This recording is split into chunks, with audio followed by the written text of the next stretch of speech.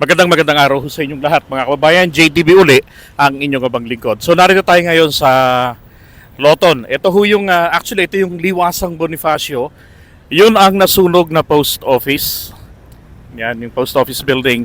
So dito sa lugar na to, diyan lang pala sa kabila ang Pasig Esplanade, yung bagong proyekto po nila PBBM sa beautification ng Pasig River. Kung saan dinudumog po yan ng mga local tourist, lalo na pagkagabi at saka pagka weekends. So nung hanggang nung 12 na nagrarally rito etong mga followers ni Apollo Kibuloy at nila dating Pangulong Duterte. So hanggang dito yung mga tao, marami naman din sila kung tutuusin. At saka ito, may mga nakapark dito. Yan. Kasi galing po sila sa iba't ibang mga lugar. At nung 12, nandito rin tayo nun.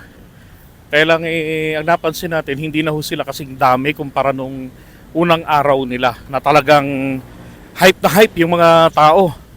So, ito ho yung lugar na kung saan yung actual talaga na pinagdausan nila ng kanilang prayer rally na nauuwi naman ho sa evil rally. Mga puro paninira, pagpuna. Diba? Okay lang yung constructive criticism eh. Ang problema, kung puro paninira na. So, ito yung pinaka-fountain na kung saan nakatungtong sila dyan. At ito lang yung lugar na may mga tao dyan. Okay, tapos dito syempre nakalakaran pa rin naman nila. Doon yung portalet, yung may naka-green na babae o na lalaki. Yan. So, kung mapansin niyo tong kulay pula na to, ito yung pinaka-perimeter nila hanggang doon din naman sa may kabila. So pinapakita ko sa inyo na imposible po yung kanilang claim noong unang araw na 50,000 ho yung dumating. Sapagkat ang lugar na to hindi ho kayang humawak ng 5,000 katao. Kahit na mag-abot pa dyan hanggang sa mga puno na yan, hindi ho kakayanin. Napakaliit lang oh. Di ba? Ayan na agad oh, yung kulay pula. Oh. Tapos ang mga marami siksika ng mga tao dito banda, doon, yan sa may hagdan na to. Tapos doon naman sa may pinakaharapan, yung may mga sasakyan na yan, doon naman ang kanilang entablado. Yan.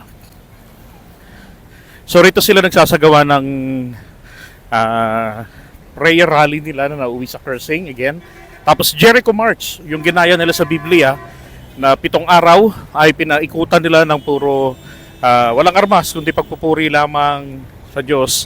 Praise and worship yung ginawa nila ron sa Wall of Jericho at gumuho ito sa ika-7 araw. Yun naman po ay may basbas ng Diyos. No?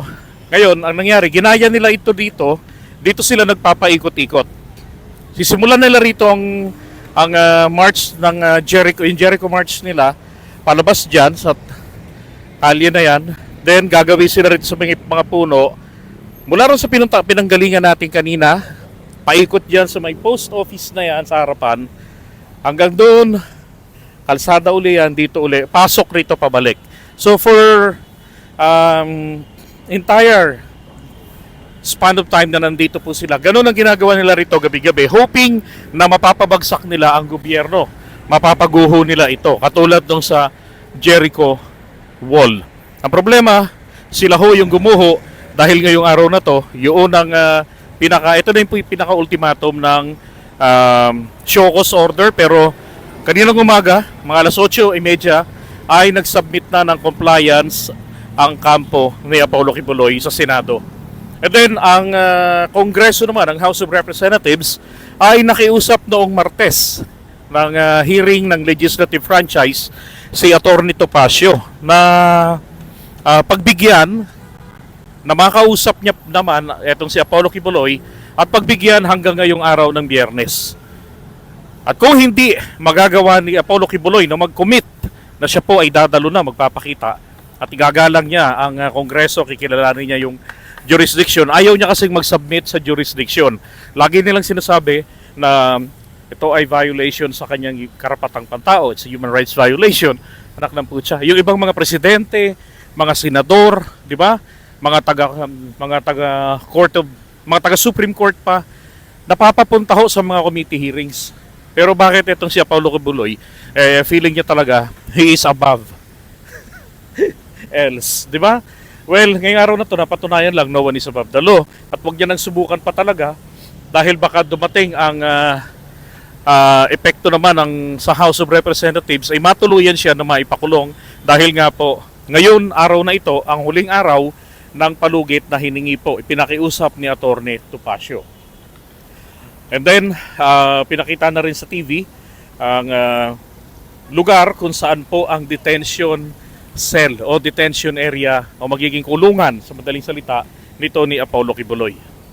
Okay, so sakali na na mabigo sila at hindi niya kilalanin at mag-commit na magpapakita po sa susunod na pagdinig ng Committee on Legislative Franchise ng House of Representatives. So ano mangyayari doon sa sinubmit nila naman sa Senado? Well, yun naman po ay subject doon sa evaluation ni Risa Hontiveros dahil ang sinubmit nila ay compliance and legal justification na bakit hindi siya dapat ipa-aresto.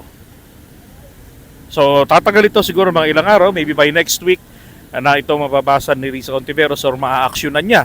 Now, kung sakali naman po na hindi maging satisfactory ito para kay Risa Hontiveros, isa lang ang maliwanag, mapipilitan po sila na papuntahin, utusan na si Kibuloy o ipadampot na si Apollo Kibuloy para po iharap dyan sa Senado. Well, alam niyo ho, kapag ang Senado, kapag kapuno ho ang kanilang kulungan, ikinukomit nila ang mga kinokontempt nila mismo sa sa Pasay City Jail. Pangit ho na lugar yon.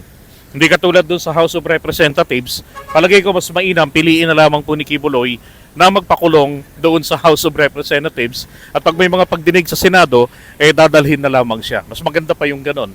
Or ang pinaka-the best naman po talaga sa lahat ay kilalanin niya that no one is above the law. Siya lang naman nagsasabi na siya ang may-ari ng buong mundo at siya yung eklabong pipirma sa mga kalikaligtasan na hindi naman niya alam kung ano ang brand ng ballpen na pamirma at ang kulay ng ink na gagamitin niya kapag siya ang pipirma na sa kaligtasan. Okay, so ngayong araw na to, dalawang araw na po na nilisan ito ng mga kampon ni Apollo Kibuloy, ito hong liwasang Bonifacio. Okay?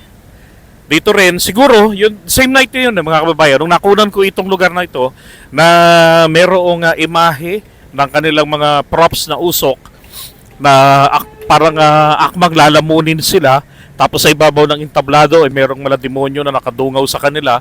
At yan po yung puno na kung saan ay merong imahe na dalawang tao pa, parang gano'n ang itsura, parang multong ewan na nakadungaw sa ibabaw nila. Kaya makikita nyo naman kung ano na yung pakiramdam nila pagkatapos nilang magsagawa ng praise and worship dito.